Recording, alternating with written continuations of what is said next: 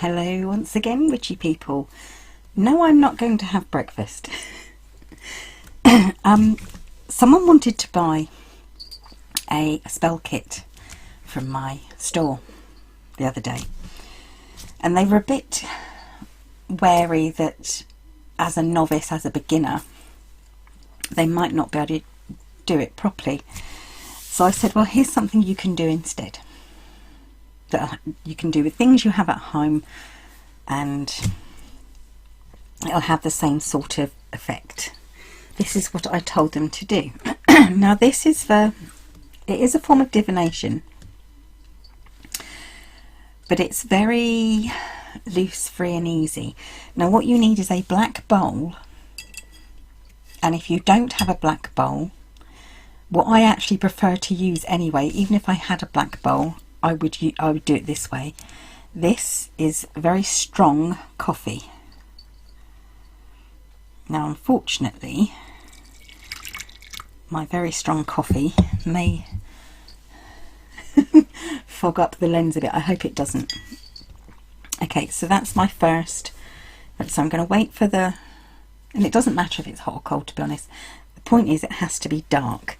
Now the reason I like coffee is because where it's been boiled in the kettle, it's not filtered water. I can see swirls and such like on the surface of the water, and that's a really good thing. So I'm now just searching for my lighter. Now you can use a white candle, a purple candle. I always prefer to use a black candle.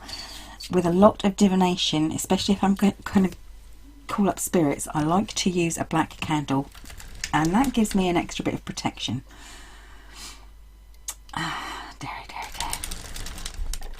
So the weird sound is me looking through my oh, what is that carousel with all my bits and pieces in? I'm just going to trim my wick. So I've got a candle, and you'll notice I'm here, and I've put the candle this side.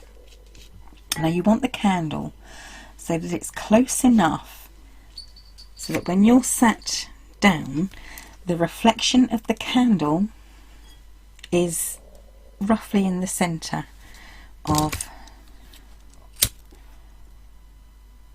the liquid, the reflection. So I'm going to sit down,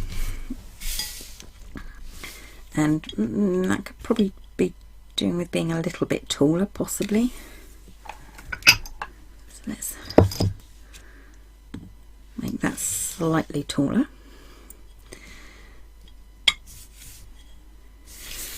Now the thing is about water divining this way, it's not water divining, and it's not exactly flame divination either.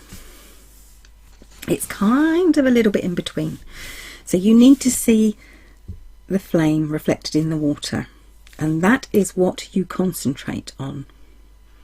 So as I'm sat here,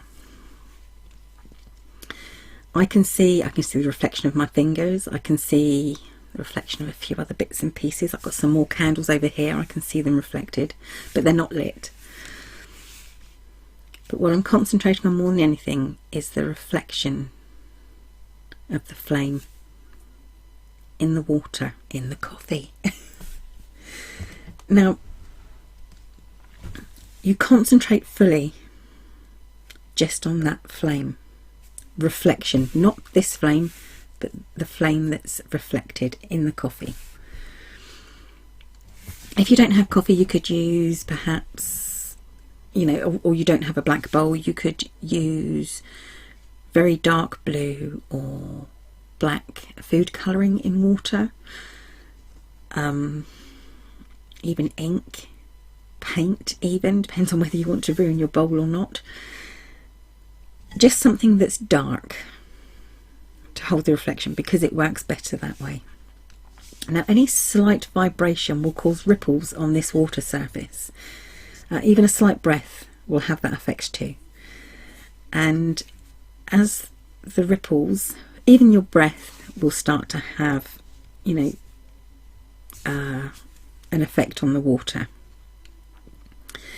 And you've got to sort of let your eyes unfocus. So although you are looking at the reflection of the candle flame, it's not a perfectly clear reflection. It's almost like you're going boss-eyed slightly and everything's getting a little bit fuzzy. So many people start to see symbols or pictures as the flame is slightly reflected with these ripples that are in the bowl. And sometimes you'll see faint shapes sort of start to form around the edges. Try not to force these shapes to become anything, but also don't be distracted too much by them. You'll kind of want to see them, but only in your peripheral vision. You want to concentrate on the candle, and that way these shapes that are coming into the sides will start to kind of, they'll get blurry, but they'll take a life of their own. And it's easier actually if you do it in the dark, without any other source of light.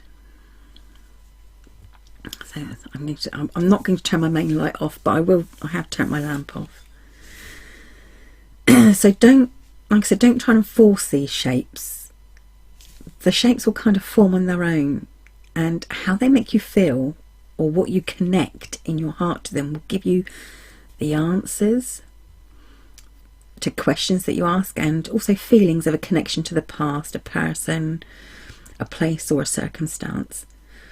Willing these images and feelings forward will have a very similar effect as the calling forth the dead spell that I had for sale in my shop, which is why I suggested this person try this.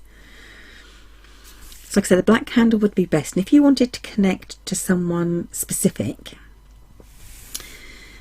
you can either get an indelible pen and write their name on the bottom of the bowl before you put the liquid in, around the edge of the bowl. You could have a piece of paper with their name written on underneath the bowl. You can etch their name into the candle. But the more you, I tend to like encompass everything and stare. As long as I've got the candle sort of roughly, the flame reflection roughly in the middle of the bowl for me, it works out really well. I like to use the hot water because as the steam slowly comes off, the water moves. It also distorts my vision slightly. I like to get close but not too close, which is why I have the candle this side. Some people will like to have the candle on one side or the other. Some people like to have the candle here so that, you know, they can see the candle reflection sort of over the candle. I don't like that because I'm more likely than not going to burn my hair. I'm quite accident prone. I tend to take off most of my jewellery unless it's something that I wear all the time. This is something that I'm wearing all the time at the moment. It was a gift from my husband. And I haven't got my wedding ring on because I'm allergic to gold and it keeps on coming off. But all my other jewellery I've taken off so I can concentrate. Nothing's catching my eye too much. So if I concentrate, I don't often do, well, I don't think I've ever done this on camera. I can start to see, a bubble burst, I think, a little bubble burst, and that created a ripple, and the flame is, it's distorted.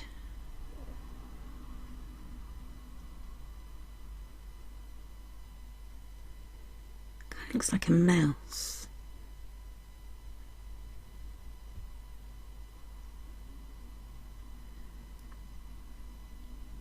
I can see a mouse, and I can see a face.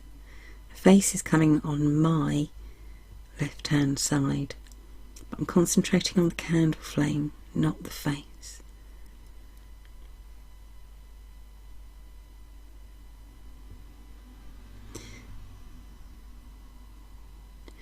So I'm trying not to get too involved because obviously I don't want to do this completely on camera, but this is kind of what you do, and it does help you connect.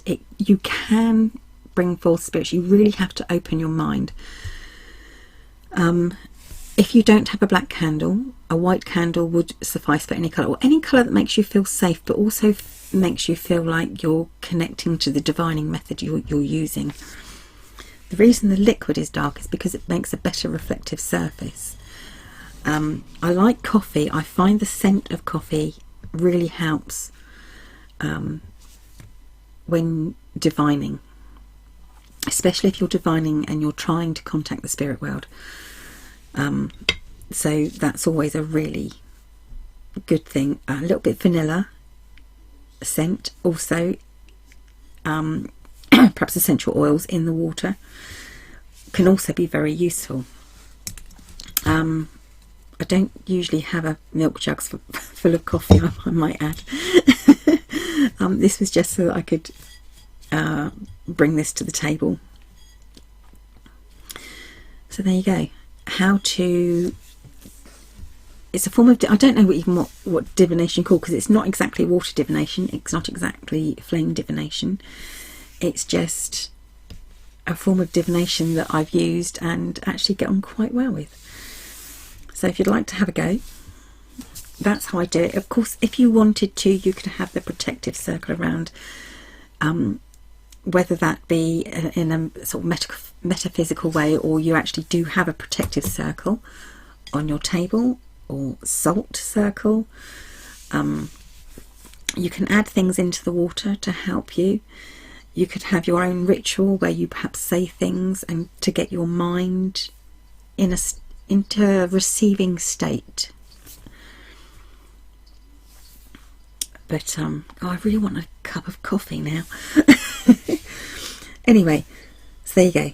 That's how one way of divination that's really good for contacting the spirit world, or for really for receiving any sort of answers, and you make it as complicated or as easy as you want to. I hope you enjoyed that. I'll be back very soon. Thank you for watching, witchy people. Bye for now.